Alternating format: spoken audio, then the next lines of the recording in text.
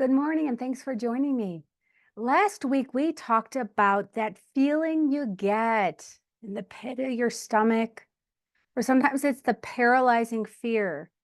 When you start to sense that change at work or your place of employment, sometimes it's internal with you.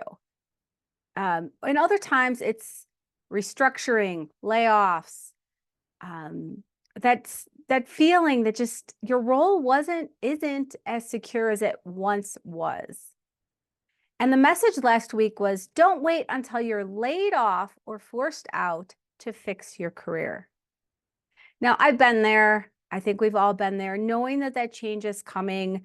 Earlier in my career, realizing that I had outgrown a job, and you're like, what am I still doing here? And the only way I was going to get unstuck was to do something about it. And later in my career, I had an experience working at an organization that completely aligned with my passions and my values until the day it didn't. I saw the writing on the wall as one by one, all of my peers jumped ship.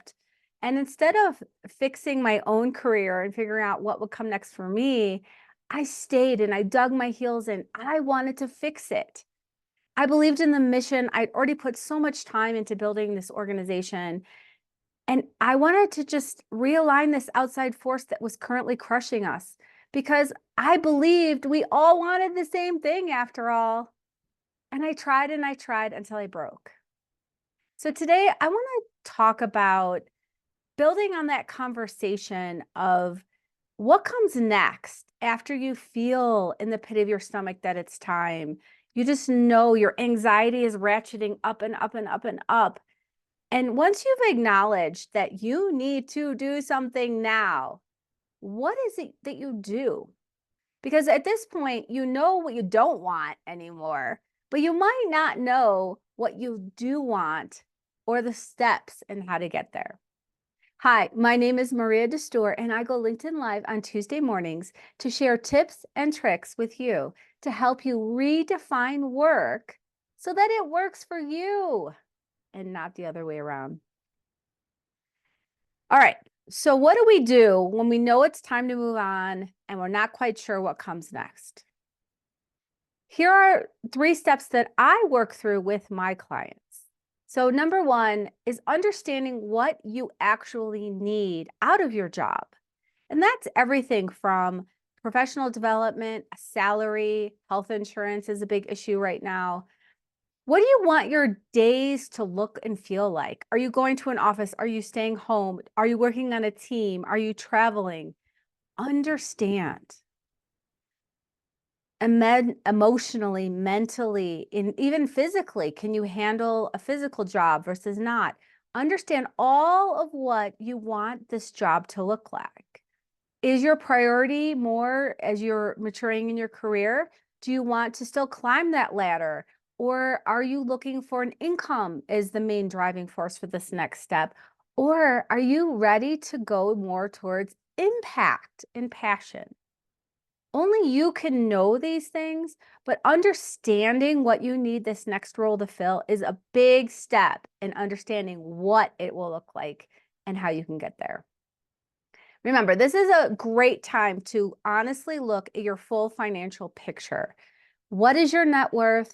What do you need to get to retirement? You may already be in a place where you're on target and you can go for that more impact role. You may have some big expenses coming up. I have college expenses. I'm sure I'll have weddings. So just understand your financial picture and talk with the people that you share your life with and understand how you guys are working together to build your future. So this clarity is the foundation for all that comes next. And then the second step is understanding your non-negotiables, because when you feel like your ground is shaking under you and you're anxious and maybe you're desperate because you need to get out, sometimes we just settle quickly. But when you settle quickly into a good enough job, it's only going to be a temporary fix. You may be buying yourself 6 months to a year of sanity before you're right back in this exact spot. So part of that visioning and then understanding what those non-negotiables are. What are the boundaries that you need today because of who you are right now to protect your energy and your well-being? What work environment do you need to thrive? What size of the company or industry? I've worked with so many clients who were burned out doing the thing that they've invested every minute of their education and their career so far to build until now. Whether I've worked with bankers, I've talked to optometrists, I've worked with salespeople, I've worked with executive assistants, all these different things. They can got you to where you are today, but are they the same things that are going to get you to where you want to go next? And then understanding, what do you refuse to compromise on? Are you going to an office? Are you not going to an office? You are not a beginner. You are mature in your career and you do not have to settle. At this moment, understand what your non-negotiables are, no matter how desperate you are feeling. And then number 3, this is where you can connect. So those people who have been doing the same thing their whole career and they're burnt out and they never want to do it again, you still have some top skills that pay the bills.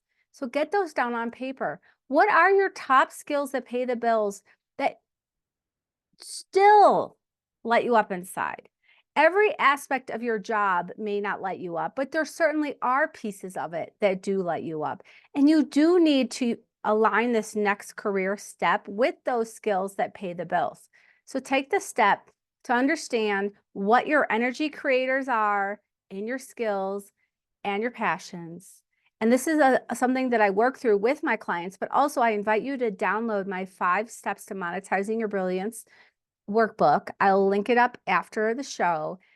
This will take you through this exercise and give you a very different perspective than you might have considered before to figure out what to do next.